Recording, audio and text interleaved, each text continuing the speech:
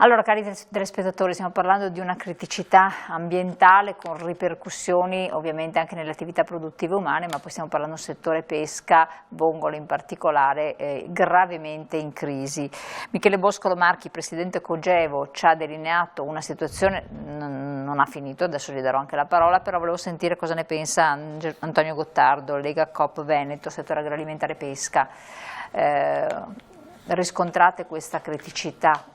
Dove sta il problema? Avrete fatto, chiedo io, fare delle analisi della qualità delle acque, della qualità anche del pescato residuo, di come intervenire? C'è uno studio, c'è un qualche cosa? Perché sennò si fanno morire categorie produttive determinanti, stiamo parlando di decine di imbarcazioni, centinaia di lavoratori, credo, o no? Sì, il tema non è sconosciuto, i cambiamenti climatici sono sotto gli occhi di tutti, siamo di fronte a una crisi ambientale e produttiva importante, le misure adottate devono tenere conto di studi che sono stati fatti, vengono fatti, ma alla fine anche l'attività di rimpascimento che è stata tentata, insomma, nel tentativo di rivitalizzazione della fascia costiera non ha dato i frutti sperati. Adesso il tema è abbastanza semplice, ci sono più di 100 barche che sono a casa, gente che non lavora da un anno, c'è una questione ambientale che deve essere posta, quindi non è più una questione del Ministero delle Risorse Agricole e Comunitarie e della sovranità alimentare, è un problema di tipo ambientale che anche l'Unione Europea deve far proprio. Ma è stato presentato per esempio la questione con dati, analisi eccetera all'Unione Europea, alle istituzioni che possono prendere delle decisioni o provvedimenti, se ancora si è in tempo per farli? Dopo il tentativo fallito di rivitalizzazione produttiva, adesso la questione è semplice, sei di fronte a un progetto, a un piano industriale che deve prevedere il ridimensionamento del numero delle barche. Se il mare per forza. Il mare non è più in grado di dare quello che poteva dare una volta, tentato a semina, obiettivo non raggiunto, tu devi cercare di salvare il soldato Ryan. Per salvare il soldato Ryan devi prevedere una diminuzione del numero delle imbarcazioni, garantendo a chi è in una fase di età avanzata di uscire da questo settore in maniera dignitosa e tentare Vuol dire prepensionamento? Vuol dire fare un piano industriale serio di riorganizzazione, di riduzione anche del numero delle imbarcazioni, con un piano di dismissioni, e ovviamente questo deve essere finanziato come in ogni crisi industriale che si viene a creare, deve essere preso in mano e ci deve essere un allineamento istituzionale tra Regione, Ministero dell'Ambiente, Ministero delle Risorse della Sovranità Alimentare, come si chiama adesso, che su questa vicenda investa e faccia un'attività di supporto e sostegno alla categoria. Quello che potevamo fare, quello che poteva fare la categoria l'ha fatto tutto. Ecco direttore, ma tempo addietro mi ricordo che c'era stato fatto uno stanziamento economico rilevante per compensare a questi danni causati, che inizialmente erano stati imputati, adesso quello che le notizie che sono pervenute al granchio blu, no? Non si era parlato di conseguenze climatiche di ampio respiro, come ci sta delineando il Presidente.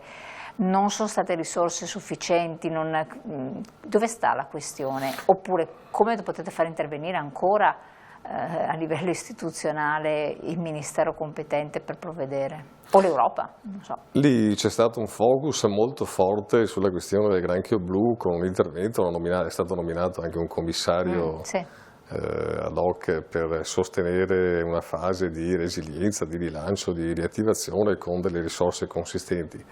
Secondo me sulla vicenda del granchio blu quello che dobbiamo aspettare sono i prossimi bilanci delle cooperative del consorzio l'anno prossimo e capire alla fine anche lì che scenario si va a prefigurare rispetto a quel territorio. Per quanto riguarda la questione delle vongole, credo che in questo siamo all'anno zero, ma proprio all'anno zero, nel senso che fino ad ora i pescatori delle vongole di mare hanno ricevuto una serie di contributi per la riattivazione produttiva da parte della Regione, ma per il resto nulla, non c'è altro. Ed è per questo che proprio ieri c'è stata un'assemblea di due Cogevo dove è stato lanciato un progetto di rilancio che parte però dall'aspetto ambientale, non quello economico.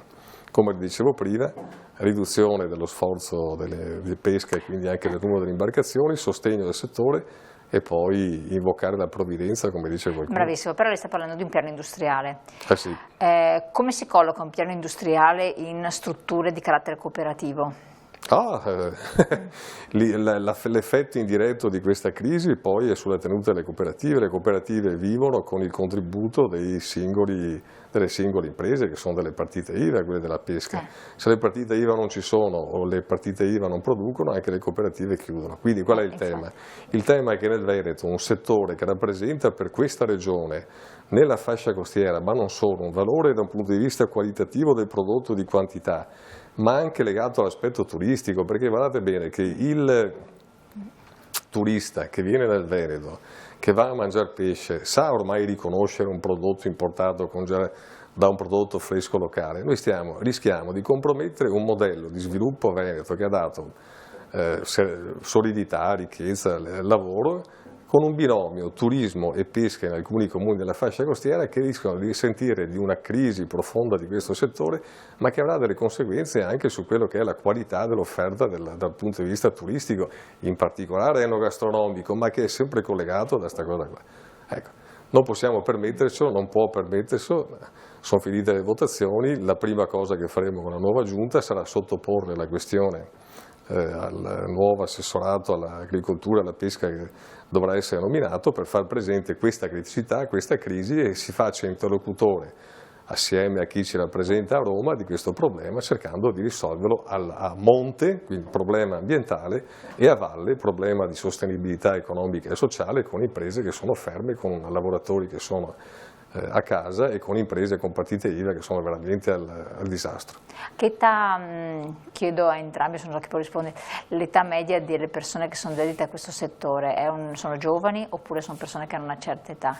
Cioè c'è stato il ricambio generazionale, quindi stiamo parlando di rischio anche per persone che si stanno dedicando in piena età con famiglie oppure no? Anche lì c'è una criticità? Allora, per quanto riguarda questo settore, se parliamo prima delle ultime due catastrofi che abbiamo subito, il settore si stava incanalando in un momento positivo, perché dopo aver fatto una buona gestione il mare ci stava dando risultati. Quindi era un buon periodo. Era un buon periodo, quindi anche sotto l'aspetto diciamo, commerciale delle imbarcazioni, quando uno diciamo, arrivava alla pensione e non aveva il cambio generazionale perché i figli avevano intrapreso altre attività, era anche facile vendere le barche, così è successo. Questo fino al 2019, fino a che anno? Fino alla primavera 2024. 2024, sì. Perché le ultime barche sono state vendute nel 2024 e quindi i nuovi che sono arrivati erano giovani e poi è successo quello che è successo e siamo praticamente implosi.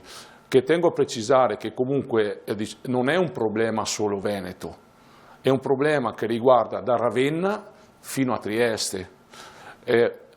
Ha iniziato la parte centrale del delta, ma poi si è espanta in tutto l'Adriatico. E quindi oggi chi ha la possibilità, in questo caso i giovani, noi essendoci lavoro perché siamo a casa da 14 mesi, la politica non ci ascolta e il mondo diciamo, ambientale non ci ascolta e non ci viene neanche in cerca. O forse non riesce a comprendere la portata del problema. Ma nessuno comprende perché è un problema nostro e basta. E anche se c'è qualcuno che possa venire o sa, perché dal mio punto di vista tutto il mondo sa cosa è successo, ma non lo possono dire per il semplice fatto che vanno a toccare i poteri forti. Perché faccio un esempio banale e stupido perché se ne parla tantissimo, ma il PFAS che trovano lungo i fiumi dove va a finire? E il PFAS, dico, una delle sostanze che vengono usate, che impatto ha all'ambiente marino? Ecco il motivo che l'acqua è bianca. Sono purtroppo tutte quante, c'è una serie di conseguenze un po' su tutto il territorio che tutti quanti fanno il suo mestiere e usano purtroppo i fiumi per fare il suo corso. Quindi quando l'attenzione è sulle alluvioni nessuno pensa a cosa sta succedendo in mare e noi siamo là, oggi siamo implosi. riguarda il mondo della pesca, cioè effetto domino. Stiamo parlando sempre di vongole o anche altre specie ittiche? Ma tutte le specie dei molluschi, perché non c'è solo il problema legato alle vongole, il problema ci sono anche per i pescatori che vanno a pescare le seppie. Stavo pensando infatti alle seppie. L'anno scorso le sono state pescate, c'è il problema di chi va a lumachine. E sono ferme le imbarcazioni, c'è il problema anche dei fagiolari, perché comunque anche i fagiolari, anche se sono a largo, anche loro hanno subito, diciamo, morie e quant'altro, solo che riescono ancora a gestire perché sono più fortunati e hanno qualche zona importante che ancora riescono a fare le attività diciamo, di pesca. Ecco, questo è un problema ambientale. Io lo dico, questo è un problema ambientale e deve essere risolto sotto l'aspetto ambientale, quindi l'assessorato regionale deve prendersi in carico questo problema e portato avanti, perché come diceva anche Antonio, soluzioni ci vorrebbe una bacchetta magica. Bisogna fare un piano industriale, come diceva lui, Antonio Gottardo, ma bisogna che la politica ci creda, bisogna che la politica ci metta a disposizione tutto quello che può fare. Cioè dovete coinvolgerla voi però ovviamente. Ecco, perché comunque abbiamo dati, non è che stiamo con le mani in mano, abbiamo i dati.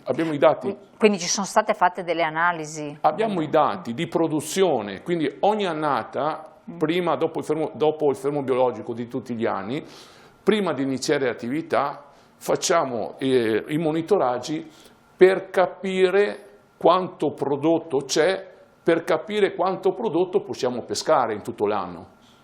E quindi abbiamo tutti i dati di produzione storici.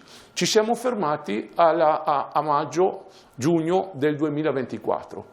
A ottobre siamo proprio implosi, ci siamo fermati perché non è facile fermare tutte le imbarcazioni, qualcuno cercava di aggrapparsi a quel poco che era rimasto. Quindi alla primavera 2024, dal Delta del Po fino al tagliamento, abbiamo i dati di produzione e ce n'erano in quantità industriali.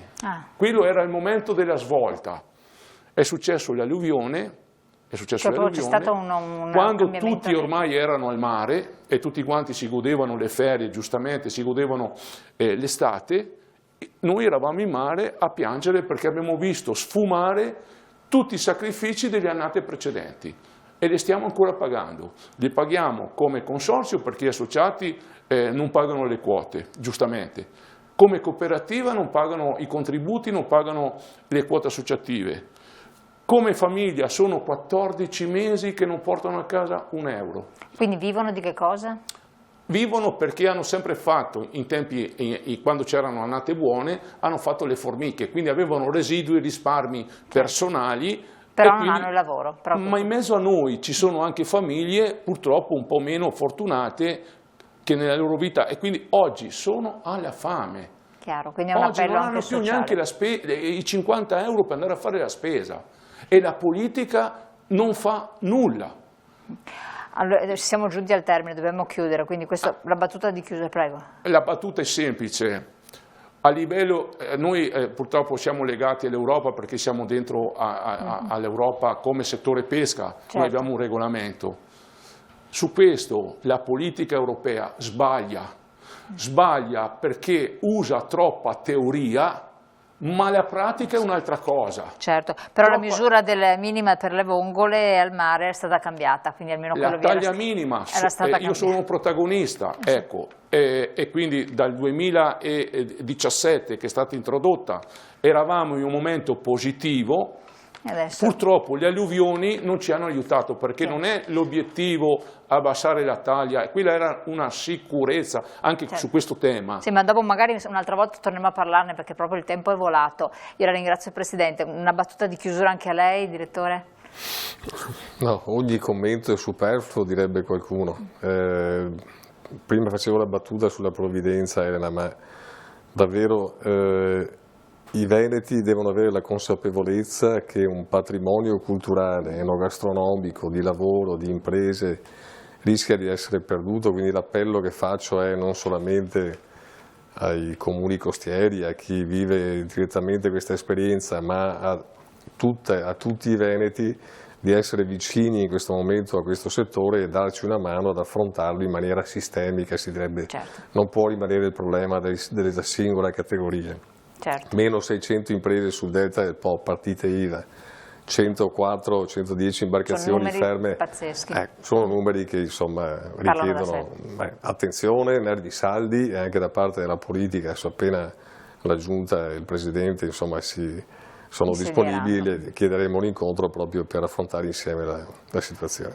Io vi ringrazio di aver partecipato e in bocca al lupo naturalmente, cercheremo di tenere aggiornati i tanti del settore, ma anche tanti cittadini, perché giustamente è un tema molto importante, come diceva lei, di carattere sociale e di coinvolgimento di tutti, di responsabilità ambientale. Grazie ancora, buon proseguimento a voi telespettatori, perché c'è la pubblicità, poi noi torniamo insieme, quindi vi aspetto, restate qui con noi con un altro tema. A tra poco.